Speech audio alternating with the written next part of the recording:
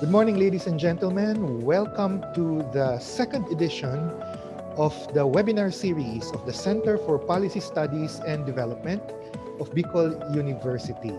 This morning, we are going to listen to Miss Arlene M. Malagueño for her study Service Delivery of Registrar's Offices of Bicol University, Legazpi City. Before I introduce our speaker, let me just remind everyone that for those who are in our Zoom, please mute your microphones so that there will be no distraction to our speaker and to the other participants of this webinar. You can also ask your questions by typing your questions in the chat box later.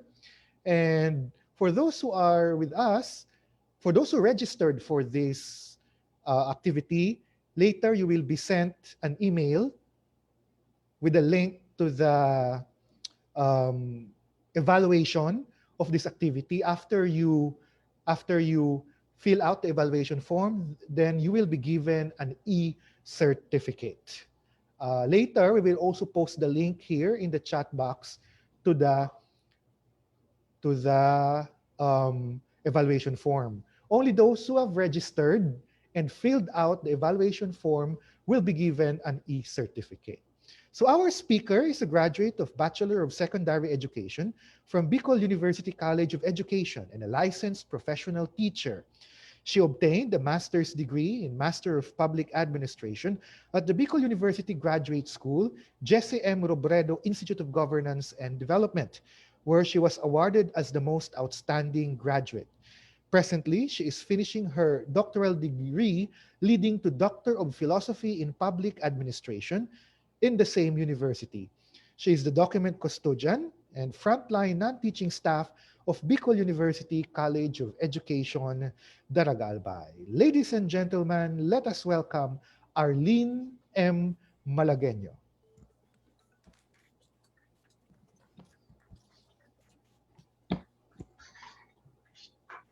To our very able University President, Dr. Arnulfo M. Mascareñas, VPs of Bicol University, the VP for Research, Development, Extension, and Management Division, Dr. Luis O. Amano, to the OIC Dean of BU Graduate School, Dr. Herbert B. Rosana, the Director of RDMD and OIC Director for Center for Policy Studies and Development, Professor Ronel R. Juneda Sr., to the organizer of this event, Sir Greville Nas, the BUEMD, ICTO, and BUAS officials and staff, to all my mentors, and to all the participants via Zoom and through FB live streaming, good morning. Thank you for inviting me to present my research study, results, and recommendations. Please allow me to share to you what I have been learned during the conduct of my study that maybe you can also use in your respective areas or offices. I hope that at the end of this webinar, you will be able to gain something in relation to service delivery. So please allow me first to share my PowerPoint presentation.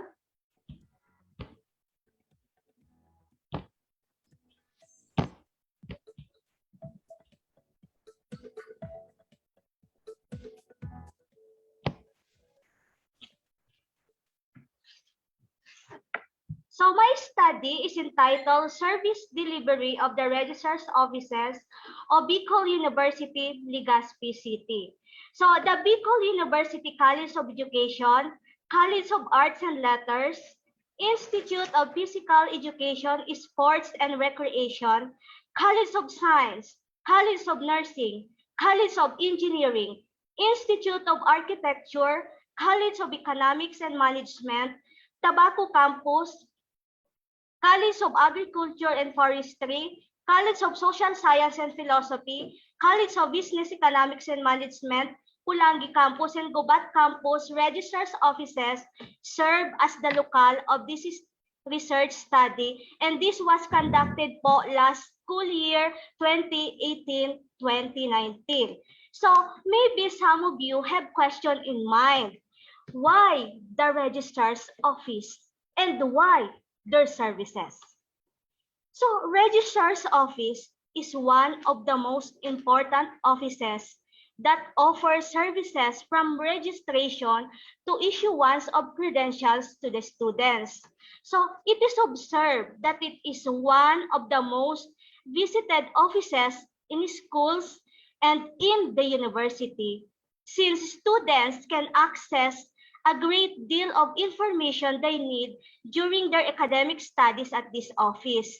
So, in other words, the registrar's office is the face of the school or of the university. So, in education system, one of the vital mechanisms to be put in place towards achieving the goals of the school is ensuring the quality of service delivery. So, service delivery is used as a responsibility offered to the public, which has been assigned a specific role in a public interest. So, Martin cited that whether it is a ownership or status of the entity providing the service, which is devoted to the public interest. And take note po that they should be of and for everybody and not profit-oriented. So Article 11, Section 1 of the Philippine Constitution states that the public office is a public trust wherein public officers and employees must at all times be accountable to the people, serve them with the utmost responsibility, integrity, loyalty, and efficiency, act with patriotism and justice, and lead modest lives.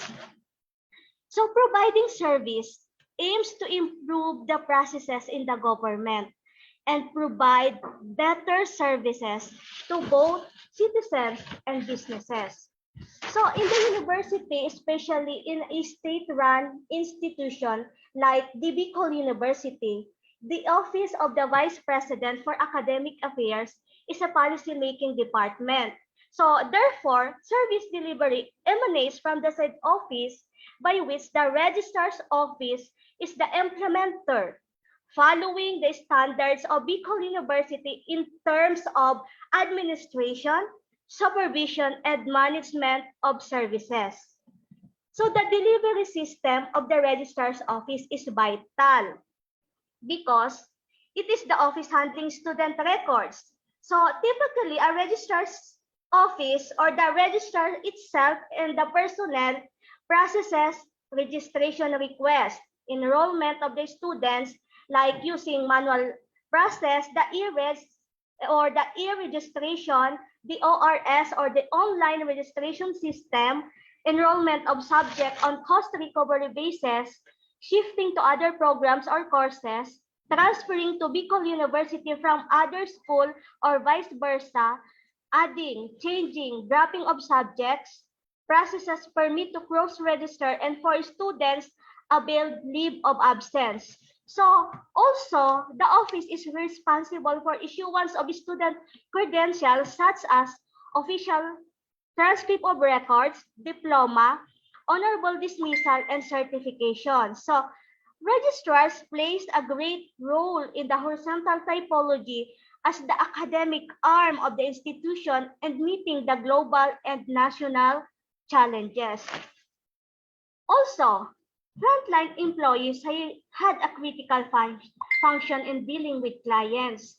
So it is usually expected to adhere to strict efficiency targets and to accept high levels of monitoring and control while managing client service interaction to meet both cost and service goals. This is according to Brown, Maxwell, and Hulihan.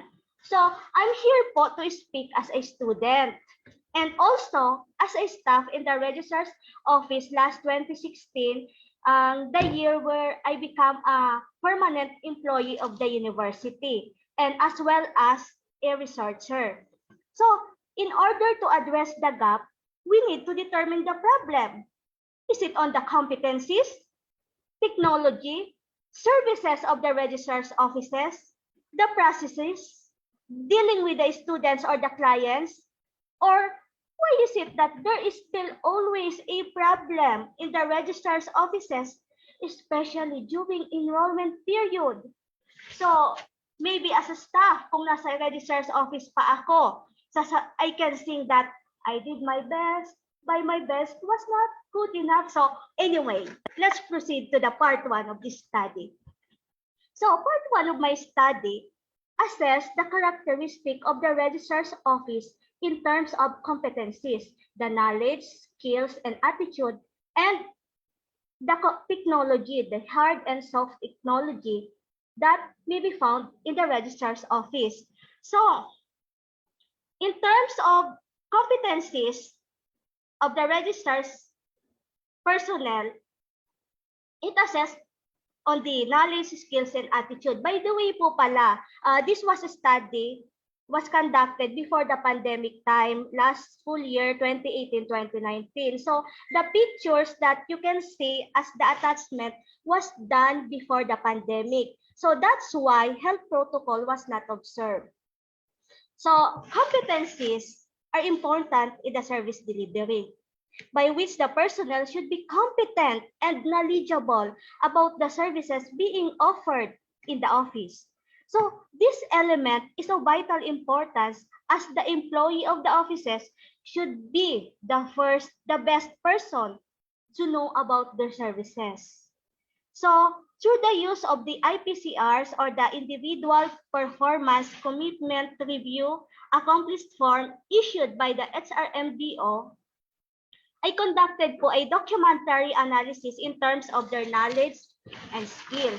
So as a result po, in terms of knowledge, registrars have mastery of their core function, which is to provide services in an efficient and timely manner on student registration, processing, issuance of students or graduate credentials, and they also perform administrative function.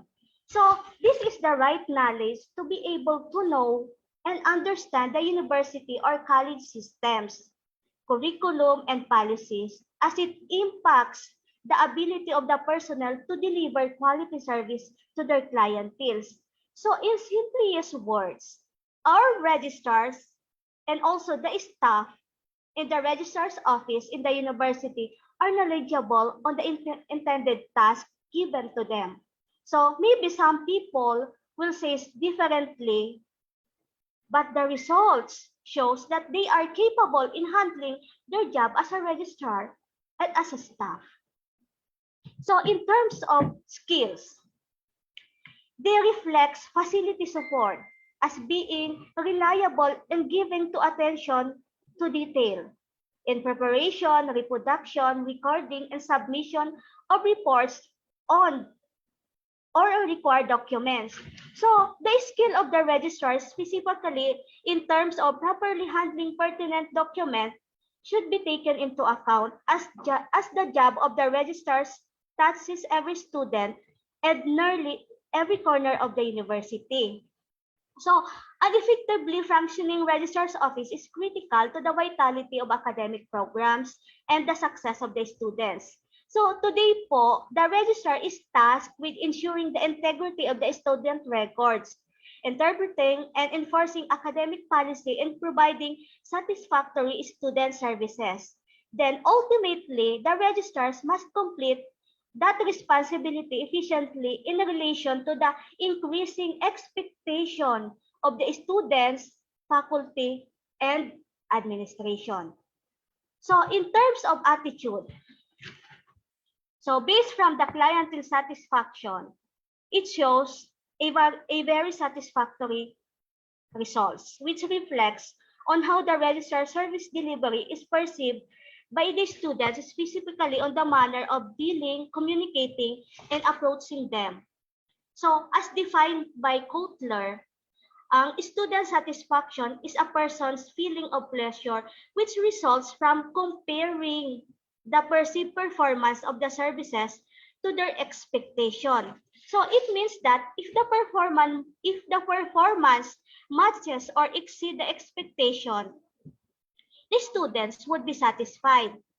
So the respondents suggested that the registrars and other academic frontliners should be approachable and friendly in servicing clients and or students, not only to achieve clientele satisfaction, but to deliver a quality service.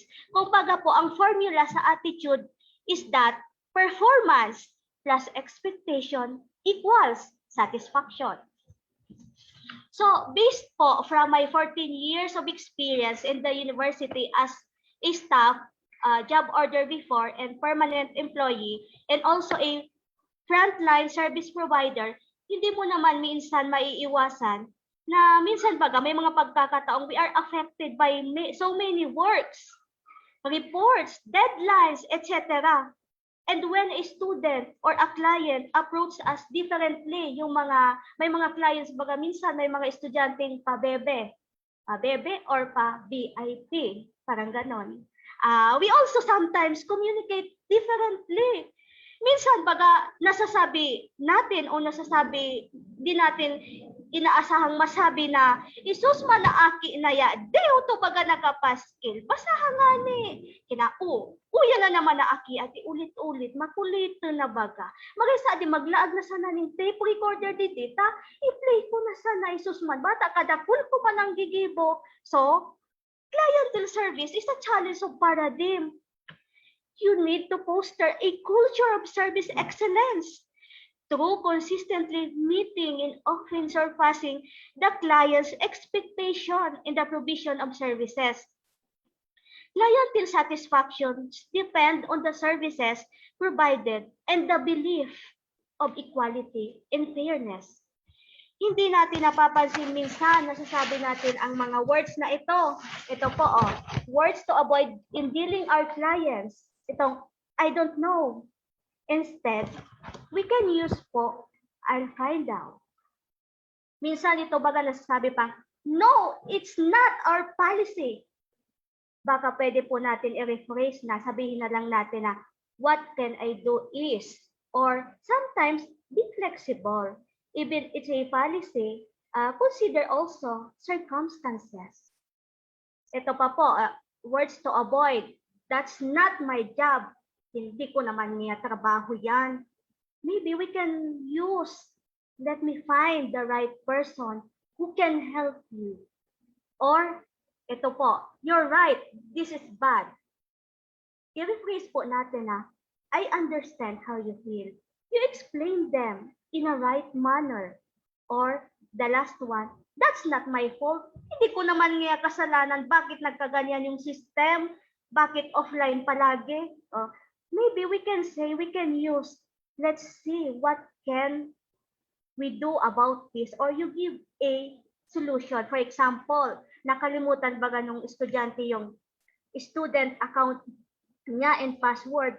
Di na naman natin dapat sabihin baga na kasalanan mo naman yan, bakit nakalimutan mo? Sa'yo baga yung password na yan. You should give an option. For example, tell them to go to the ICPO to reset the password or the student account. So, good service makes a difference. So, keeping your clients satisfied is very important in the service delivery. You should be available. You respond what they need. You understand.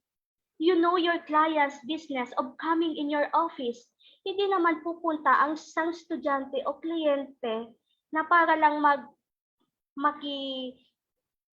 makichika sa'yo, pupunta dyan sa office kasi may kailangan ng tulong natin, kailangan ng tulong po ng opisina natin. You cooperate. You do what is necessary and beyond. You help. You take those extra steps to keep the students or clients happy. Timeliness. You deliver at the time when service is needed. Professionalism. You behave and act in an ethical manner. And also, follow up. You keep the client's advice. Minsan, you inform them either through chat or through text. And problem solver. You identify potential areas solve them, and be able to handle things. And the last one, to make your client satisfied, is the quality. You deliver what the clients expects. So that's all po for the competencies in terms of knowledge, skills, and attitude. So in terms of technology, I conducted po a documentary analysis based on what I saw when I visited the registrar's offices, and my data was validated by the ICTO office through Sir Seyos. Thank you, Sir Seyos, for the validation of the registrar's equipment, and thank you po for all the registrar's personnel and staff for allowing me to visit your offices. So as you can see po in the presentation, these are the available equipments in the registrar's office. So based on the data, the registrar's office has a computer desktop and printer. Only a few of the registrar's office have laptops. Based po on the presentation, nakikita po natin na ang CE, SIT, CBEM, CSSP, TC, and PC registrar's office ang may laptop lang before last school year 2018-2019. So registrars employ technology and develop innovative, efficient, quality enrollment and management processes. They use available equipment to develop strategies, implement, and deploy solutions that help them improve their intended services. So, the available technologies are mainly used for enrollment, issuance of credentials, and processing of reports. So, in addition, the internet connection is provided by the Information and Communication Technology, or the ICTO. So, internet-related services are intended for e-registration and online registration services during enrollment, and also used for grade encoding by the faculty and preparation of students' credentials, yung nabanggit ko po kaninang OTR, certification, etc. So the cable server is also managed by the ICTO personnel. So in terms of equipment and communication, ito po, only the College of Science, College of Nursing, SEN, BUSIT, and CSSP registrar's offices have telephone. So the registrar and personnel use their personal cellular phone. Kumbaga, ginagamit na lang nila yung sarili nilang phone to address the queries and needs of the students, administrators, faculty, and clients. To address or kumbaga, masagot yung mga queries nila, yung mga tanong nila, yung phone na lang nila yung ginagamit nila. Further, only the BU Gubat campus has a fax machine for communication purposes to the main campus. So photocopiers and scanners, which is necessary equipments in the preparation, processing of reports, and issuance of students' credentials, are lacking in the registrar's offices. So the responsibility of the registrar are increasing as real-time processing has dramatically changed the way colleges, campuses deliver their academic services to the students. Siyempre, they rely on technology to conduct and implement the services. And this has created a greater need for coordination of function. So therefore, the position of the registrar plays a central role in coordinating these real-time operations. So technology continues to impact increasing segments of the professional and personal lives of all the members of the society. So it also provides the tools that the registrar needs to manage the real-time services for the colleges or campuses. So the use of technology or these equipments are very important. Minsan baga, paano mo mambaya ma-inform ang estudyante ng dali-dali kung wala ka man data, Wi-Fi connection, or even load. Siyempre, mapaload ka nga, Nay. O, paano ka man baya makaprint ng marayrahay ang resulta sa OTR or certification kung wala nga ni minsan available equipment and supplies for that purpose. Minsan, baga masabi ang estudyante, sus man niya, di nga yung OTR ko ka, blurred, magay sa di magamit niya akong lens. Siyempre, so pagkakaya, pawara na. Oh, and also, paano ka man makaidali sa pag-assess sa estudyante kung ang internet connection mo, puro palsok, pati sa electricity, puro palsok man. Permi connecting, permi ang internet. Minsan, pati ang laptop na gamit mo, permi man napipirot. Sige ang hang, sus man ngaya ading laptop na ya din. Isa nang naga, idali man kita, sige man ngaya ang hang. So, dito po makikita natin na napaka-importante ng equipment ng technology sa registrar's office. So, I salute all the registrar's office personnel and staff for being flexible by just finding a way. So also, the registrar's offices has available citizen charter display outside the offices. Curriculum and student handbook as their basis on the rules and regulation of the university from admission to issuance of credentials of the students. So, however, registrar's offices lack manual of operation or the service delivery manual.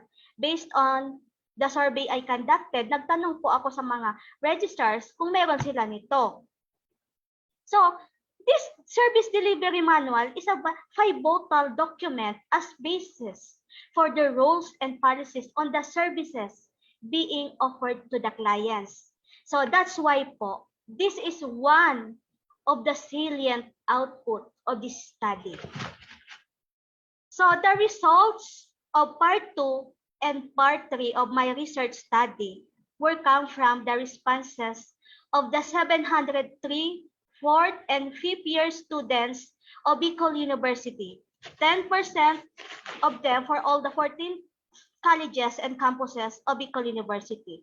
To all the viewers for batch 2019, thank you very much for your cooperation for answering the questionnaires. So, part 2 po of this research study is all about the clientele satisfaction. So the results shows a very satisfied response in terms of assessment of fees, issuance of credentials, records management, and course crediting. So but in terms of enrollment, the result shows a lower rate. Kung baga, may mga comments doon, mababa yung rating nila. We will know more in the part 3 of this study, which assess the problems encountered by the students in the registrar's offices in terms of enrollment. Dati baga po noon, nung hindi pa pandemic, blockbuster, kumbaga, sus nga, grabe man ngayang pila, maghapon doang aldaw na ngaya ko, di pa ako nakaka-enroll. Experience ko din po. Tapos sa part man sa register, sus man ngaya, di na nauubas siyang pila. So, the enrollment procedures in the registrar's offices of Bicol University are the same, but the weak internet connectivity ranked first in the problems encountered by the students every semester. This happens when the system is offline or automatically shut down. Minsan baga, sus kung ngaya ako na ang nasa pila ngaya didi, mapaskill so register. Oh, offline. Siyempre, baga maano mas estudyante, imbis na ngayang ako doang aldaw na ngaya ako kapipila, di pa ako naka-enroll, ano daw ngaya yan sa offline na naman. Di wala naman magagawa yung register and then yung personnel. Kasi offline nga, we are connected to the server of the ICTO or the yung Wi-Fi. Kung baga, yun talaga ang problema. So minsan, some of the students' data were found incomplete or not updated. Pag nagbalik na bagay yung connection, minsan nawawala. Kung minsan nga, oh, sana nga yung sinave ko dito, bigla lang nawala, hindi na-update. So this issue results to negative effects on the enrollment service of the registrar's office. So for the lower levels, the enrollment processes were done through the use of the online registration or the ORS, which was introduced I think po last 2019. So in this ORS account, they need to log in the BU portal in order to process their enrollment. So the basic problem encountered in this process is that most students have no internet connectivity in accessing the said service. So the registrar's office, especially in the external campuses, is still use of the e-registration system, yung e-reg na tinatawag baga po natin during enrollment, because their system of enrollment through ORS has not yet updated. So the main Daraga and East campuses also use the e-registration to the 4th and 5th year students. It has been noted that the registrar's office has no available area or queues and also with available equipment that they may use in terms of enrollment services and queries. So as a result, long queue of students has been observed before because they need to transact the said services manually to the office. So this problem occurs almost every semester. So here po, ito po yung mga comments ng respondent on the enrollment. Dito po, respondent number 4, nagsabi po siya, faster enrollment processes, completeness of information provided in the COR, professor schedule, etc. Kasi po, minsan baga, sa COR po natin, may nakalagay TBA. Magtatanong yung estudyante, sino po ngaya ang professor na TBA? Minsan baga, may nakalagay dun sa room, TBA. Mahapot na sa imo. Sa din po, di room na TBA, di ko ngaya nahanap. So, kumbaga, nagkakaproblema dun kasi incomplete po yung information na na-provide. Also, responded number 14, nagsabi po siya na improve the internet connection and always make sure that the system must check first before opening the service to avoid unnecessary inconveniences to the students. Dito po kasi, minsan baga na-open na natin yung system and then after a minute, so minsan an hour, ang tagal bago maka-access. Kaya ang dami na ng pila bago mo sila ma-provide ng enrollment services. So, and also, respondent number 37, nagsabi na follow the no-known break policy, improve the transaction, especially during enrollment. Dito po sa follow the no-known break policy, hindi naman po ata ibig sabihin na hindi na natin kailangan na kumbaga, no lunch break. Kumbaga, dapat naman, kailangan natin mag-lunch kahit 10 minutes lang as experience before no nasa registrar pa ako.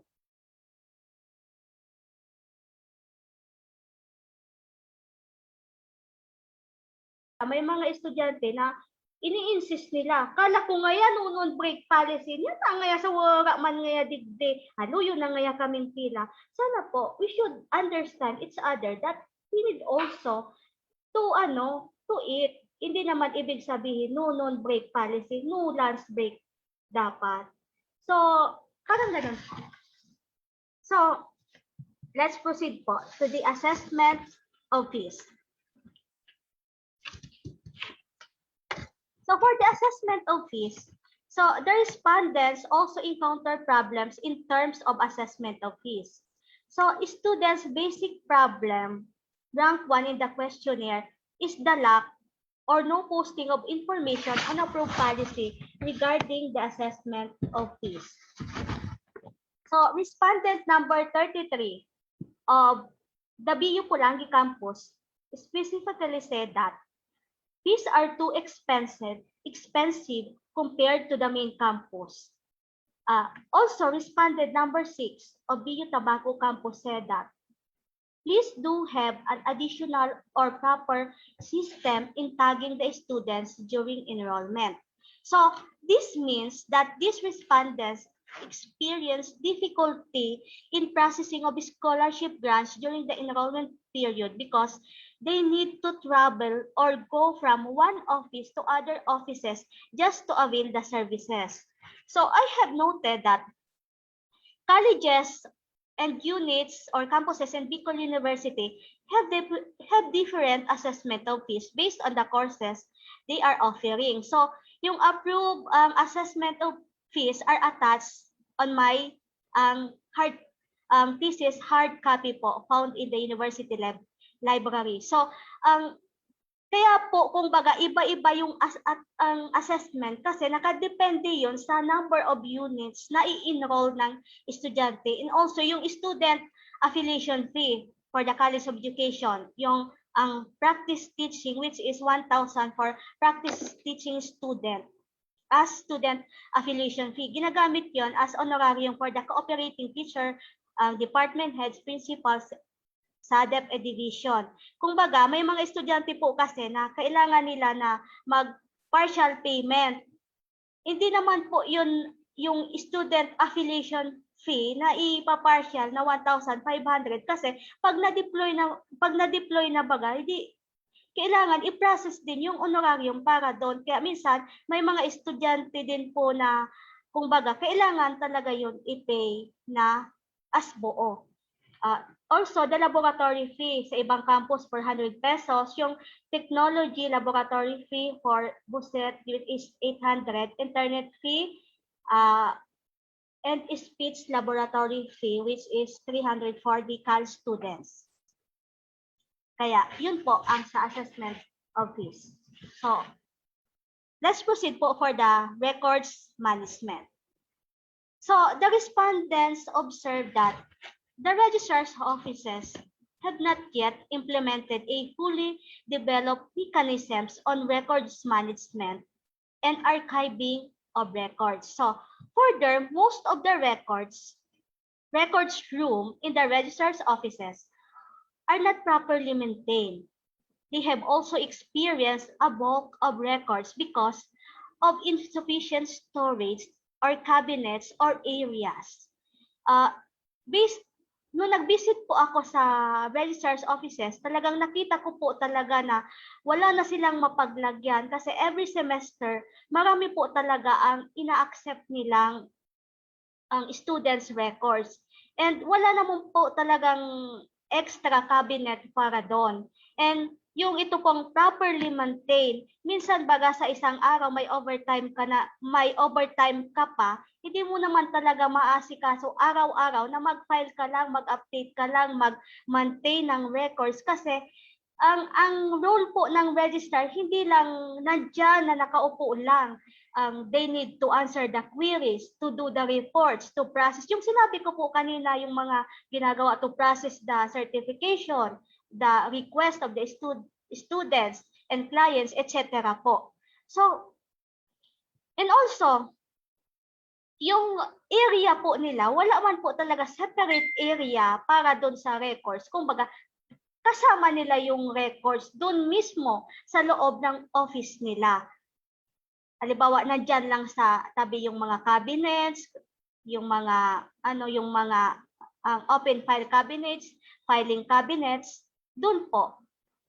So, confidentiality of records is also an issue since records needs to travel from one office to another for evaluation and review. So, in these instances po, dito sa confidentiality of records, sometimes po baga may nag-request pong estudyante sa isang campus ng OTR.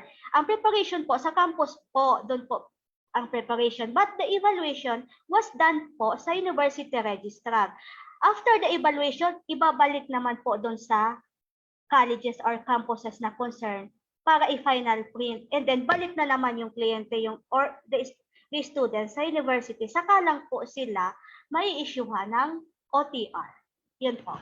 So, respondent number 35 from BU College of Arts and Letters said that the registrar needs to update the student record every semester in order to give a fast and easy way of enrolling every semester. So, respondents number 24 and 25 of BU College of Science suggested to use technological devices for an efficient office work and have a proper file management that should be put into consideration. And also, BU Institute of Architecture respondent number 14 said that it should have a faster, proper assessment on every document to address the needs of the students. And also the last one, BU Pulagi Campus respondents number 6 and 24 Using today's technology, it would be a great help if the registrar's office innovated to automation and the use of the internet for real-time monitoring and updating of records should be arranged properly. Dito po sa sinasabi niyang automation, hindi naman po, maganda sana na halimbawa pag nag-request yung estudyante, isa-search mo lang dyan sa laptop mo, na dyan na lahat yung record.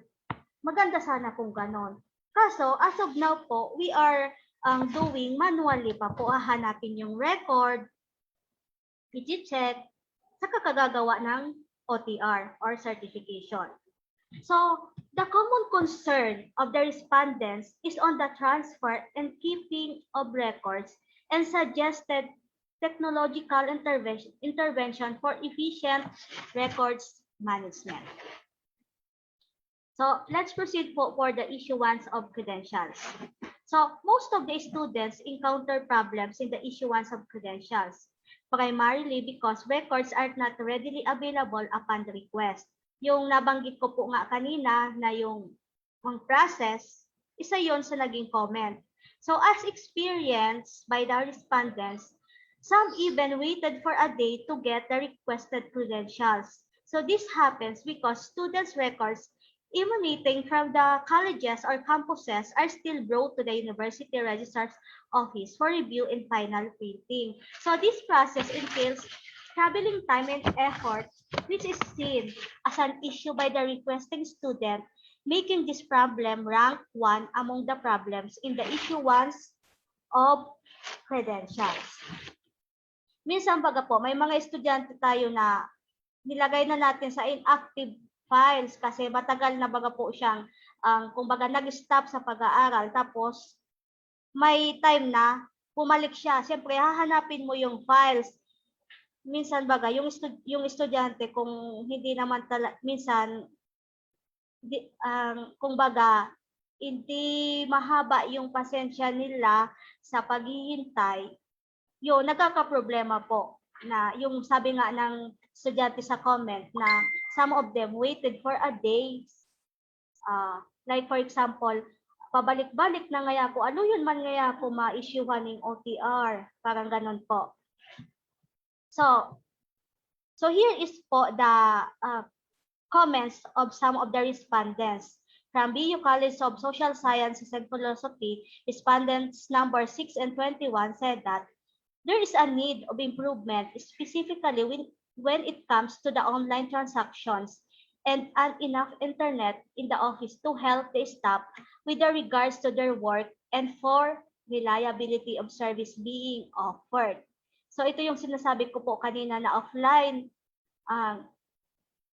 minsan, walang connection yung internet, ma-request yung estudyante, sasabihin baga sa staff, ay ngaya offline, balik ka na lang sa aga ngaya sa tibad mag-online na.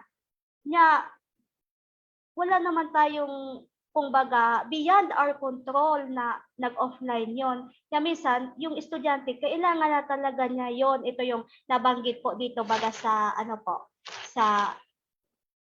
sa isang comment, respondents number 22, 23, and 32 na needed for scholarship.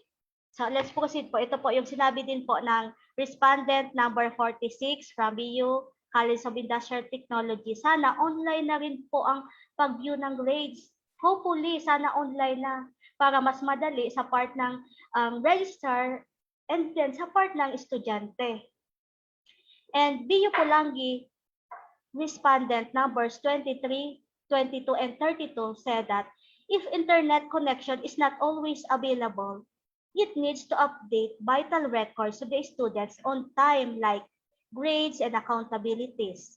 So student profiles or grades should be updated every semester, and there should be a fast release of COG for the student, especially for those with scholarship. Minsan, nagkakaproblema po baga dito sa fast release of COG. Paano ka man po makapag-release kung incomplete pa yung grade? Kaya dapat maintindihan po natin na the registrar will release the COG if the grade is complete na po. Yun po.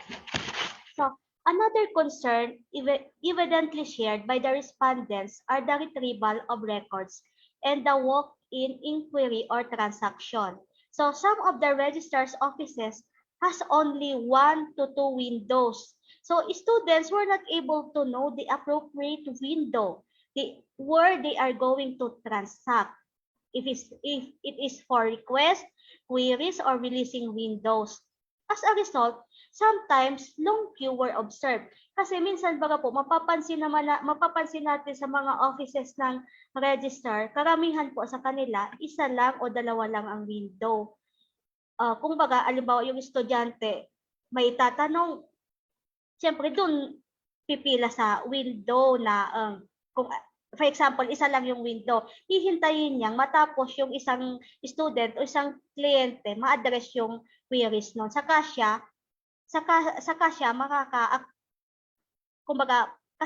magtatanong doon sa staff or sa registrar mismo. Halimbawa, ma-request siya ng OTR.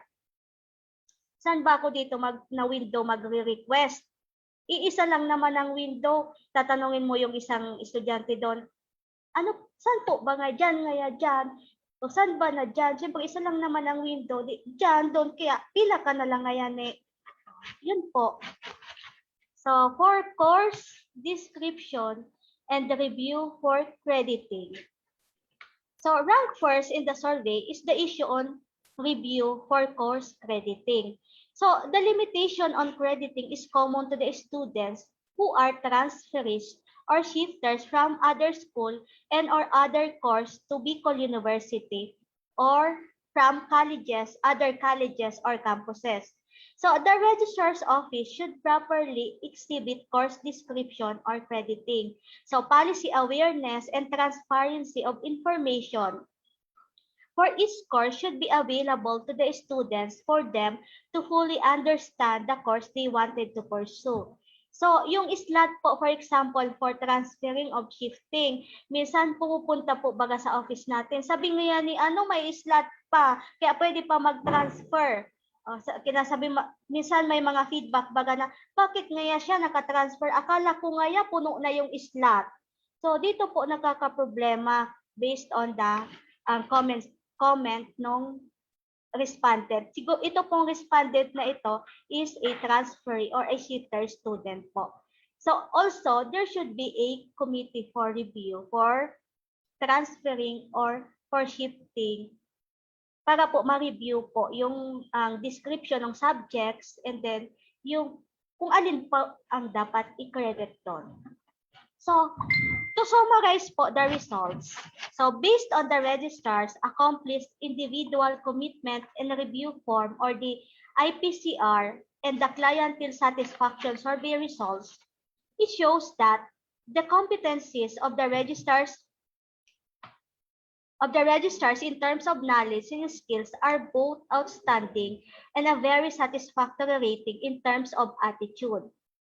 So in terms of hard technology, yung mga nabanggit ko po kanina, yung mga equipment, registrar personnel employs available technology to develop innovative, efficient, quality enrollment management processes and evaluate or implement solutions that improve the registrar services and student satisfaction.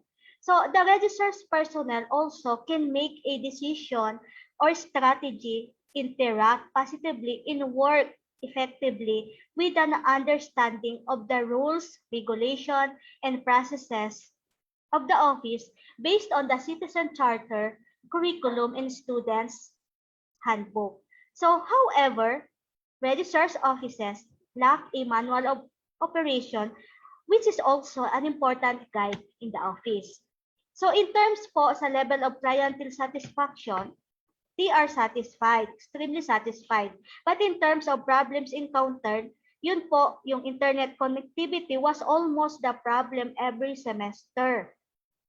Information on approved policy regarding the assessment of fees was not posted. Minsan nakapost man kaso hindi nila napapansin kung saan nakalagay po. There is no conversion of paper records or electronic records, not yet developed records management and archiving of records. So the records are not readily available upon request. because yun nga po, some of the students or clients waited for a day or returned the following day to get the requested credentials.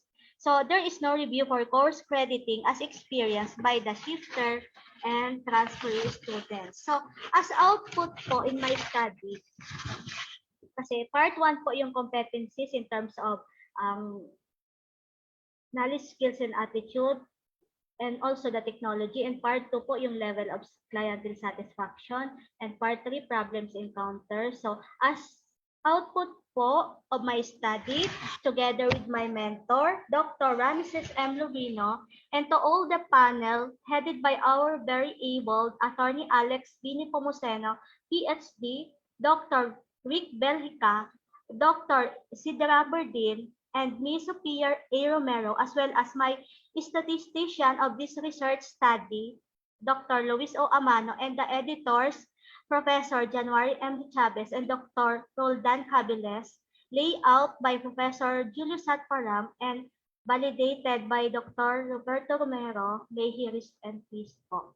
Professor De Chavez and Ma'am Pia Romero. I would like to share po the proposed service delivery manual for the registrar's offices of Bicol University, Legazpi City. So, ito po yung purposes ng aming manual po, service delivery manual. To inform students, faculty, concerned university officials of the responsibilities and function of the registrar's office. To establish standard procedures in the enforcement of the university rules and policies relative to the services being offered to the clients or to the students, and to ensure the administrative and academic units are informed of the guidelines, responsibilities, and procedures in the access, use, release, security of student records and information. And the last one po, to serve as a reference for the registrars of Bicol University to achieve uniformity in the implementation of policies, standards, and guidelines. So, also, here is po the content of our proposed service delivery manual. Ito po siya. So, the manual contains the vision, mission, goals, and objectives, duties and function of the registrar's personnel. Ito po, yung part 1 po, ito overview of the registrar's office. Part 2, the registrar's office and structure. Part 3 po, flow chart of the registrar's office. Part 4 po, yung service guide. Part 5 po, standard operating procedures. Part 6 po, validity of records. Part 7 po, policies and operating procedures. Part 8 po, revised student forms. 9 po, templates for student faculty. And part 10 po, templates for reports. So, yan po. So,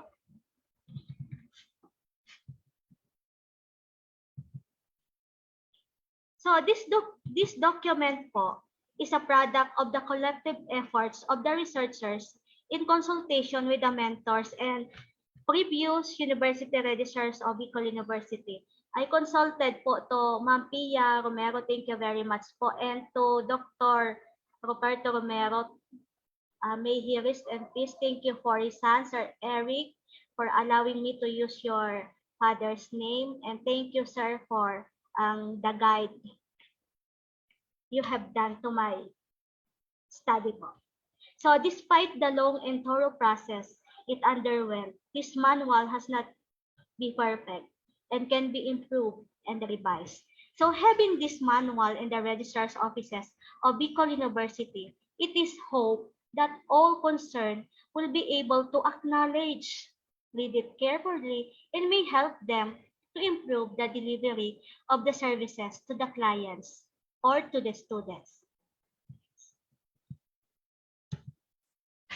To address po the results in terms of competencies, I propose the revised organizational chart of the registrar's office in the proposed staffing of the registrar's office per section. So as you can see po in the presentation, this is the previous and the current setup of the Registrar's Office of Bicol University. This was validated by Ms. Louie. Thank you very much, Ms. Louie, for this. Mostly po, mapapansin po natin na the plantilla position are mainly registrar 2, AA, Admin Assistant, AO, Admin Officer, and mostly po ang JO po, Data Encoders. Yan po, ang current and previous setup po ng Registrar's Office natin. So, ito po, and this is my proposed setup. Ito po siya. So, the ratio of the personnel is depending on the competencies of the registrar's personnel. So, they are the one to make a choice on where section they wanted to be assigned. So, number of enrolled students will be considered as a ratio of this personnel. Kumbaga po, dito po, the university registrar must be in a plantilla position. So, teaching on accrued leave designated by the president. So, ang main task po ng university registrar is to formulate and recommend policy and procedures to govern the registration of students and design schemes to affect a systematic student registration, admissions, enrollment, graduation, and other related academic matters, and conducts curricular consultation with the different colleges or campuses to confer with the dean or directors, department heads, or faculty regarding matters affecting students. And then po, the associate registrar will provide administrative and supervisory functions over the personnel and staff and assist the university registrar in making a policies, rules, and regulation of the university governing students on required reports, various matters for information and implementation. So, dito po sa proposed organizational chart po, hopefully po, yung mga personnel dito should be a permanent employee. Sana po. Because yung sinasabi baga po natin na accountability of the records inside the office. So, here is po the sectioning. Based po dito sa organizational chart ng Registrar's Office. So here is the sectioning. The student registration section. So in this section po, it is where the students can register their account to be officially enrolled in the course. Kasi before po baga, dun yung role ng registrar, kumbaga, hindi lang 3:1. As in, madami talaga yung ginagawa ng registrar. Kaya dito sa pinag-propose ko po, sectioning po siya. So, ito po yung isa, student registration section. Another one po is request and releasing section. So, this is the area in which students or clients can request and get their OTR certification, etc. And this is the data processing section, preparation. This is the area where the OTR and certifications are prepared. Preparation, encoding, evaluating of students' credentials. So, dito rin po sa area na ito, the students can follow up their requested documents or certifications. Another area po is the records and archiving section. This is an off-limits area. Kumbaga po, for authorized personnel only. So, documents are properly arranged, maintained, monitored, archived for reference and accreditation purposes. Kumbaga, in this section po, dito po, nakalagay ang lahat ng mga records ng students, yung active, yung inactive, yung for reference, for ISO accreditation na mga kailangan, dito po sa area na to.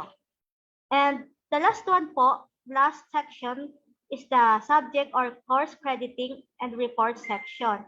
Dito po sa course crediting for transferring students or shifters, there should be a committee for crediting the subjects or the course.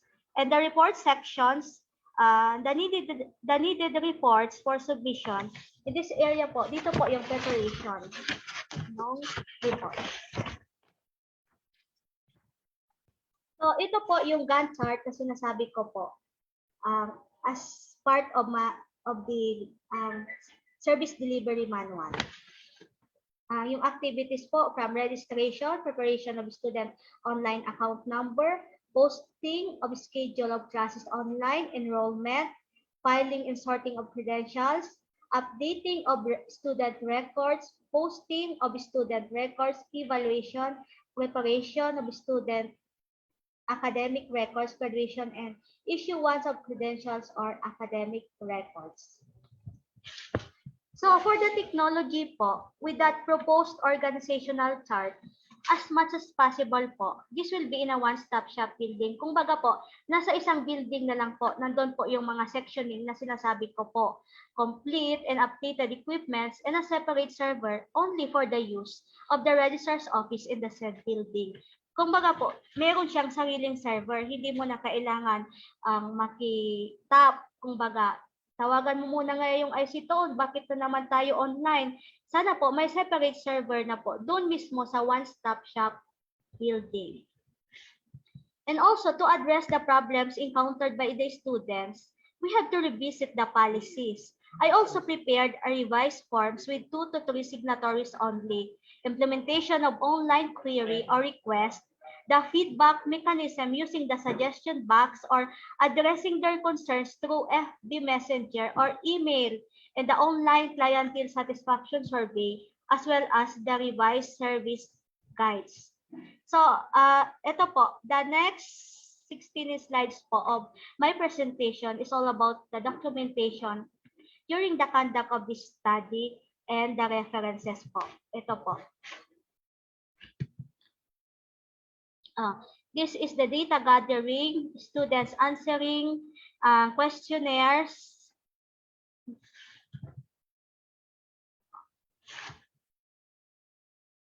Sa 14 colleges, campuses of Bicol University.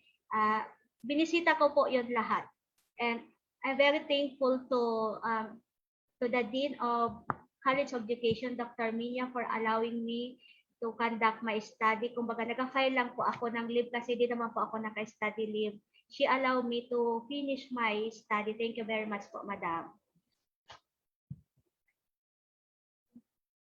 Ito po yung visit ko po sa Gubat Campus, Pulangi Campus, Buka, Tabaco Campus, College of Science, Daraga Campus.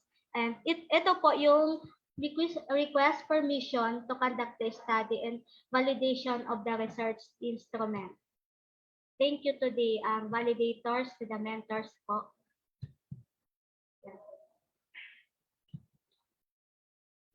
And to all the registrars and staff, thank you very much po for helping me and for the support po.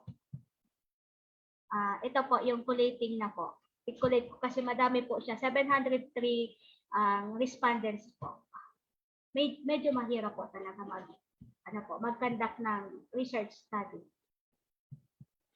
And this is my final oral defense with the chairman of the research study. And the references po. With this po, I'm hoping that based on my research study, you learn something po about service delivery. That's all po. Thank you very much for your time and for your listening po. I'm now ready po for your clarification, questions, or comments. Thank you very much po. Bye po. Thank you very much, Ms. Malagueño. We have one posted question here in the chat box. May we know why JMRIGD is not included among the units? Thank you po for that question. Based on my study po, I focus po on the college level only po. as conceptualized po in the present trust and philosophy of the higher education, which is for college level. Yung JCM Robredo Institute of Governance and Development po, under po siya sa BU Graduate School. Hopefully, other researcher or other student can conduct the same study about service delivery po ng registrar's office. Thank you very much po. Thank you, ma'am. There is a comment here from Miss LV Azul. She said, no noon break means rearranging of office schedule assigned in an office to ensure availability of personnel to serve the clients. Thank you very much, Ma'am LB. Thank you po. Yes po, tama po yan. Yung noon break. Minsan po baga, may misconception po dyan sa noon break policy before. Ngayon po, hindi na kasi nasa pandemic. We can address their queries po through online. Pero before po baga na face-to-face pa, yung noon break, nagkakaproblema kasi halimbawa, nag-post ngayon ng noon break. Bakit ngayon walang tao dyan, walang nag-assist? Kaya tama po yung sinabi mo po na kung baga rearranging, kung baga kung sino yung staff na kakain muna para may tatao doon sa office. Yun po, ganun po. Thank you very much po, Ma'am LB.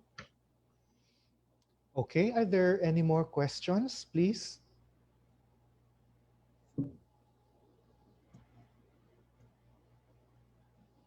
Okay, I guess there are no more questions. Yes, ma'am. I would like to thank po to all the participants, to all the viewers via Zoom and through FB Live for attending po this webinar. And also thank you very much po for the registrars, personnel and staff, especially the job order personnel, the BUANs, officials and members. Thank you very much. Thank you, Ms. Malagueño. We would like to inform our participants to please evaluate the activity. The evaluation link is posted in the chat box. So at this point, we would like to award our certificate of appreciation to our speaker.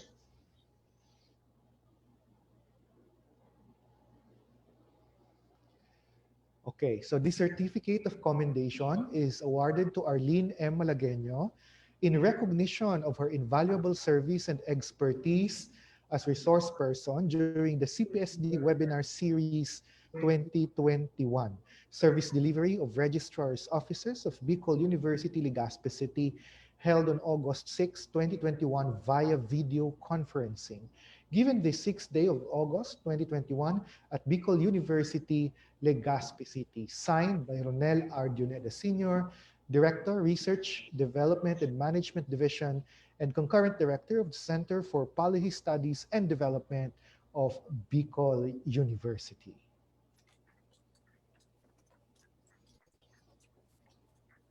So this ends our session for today.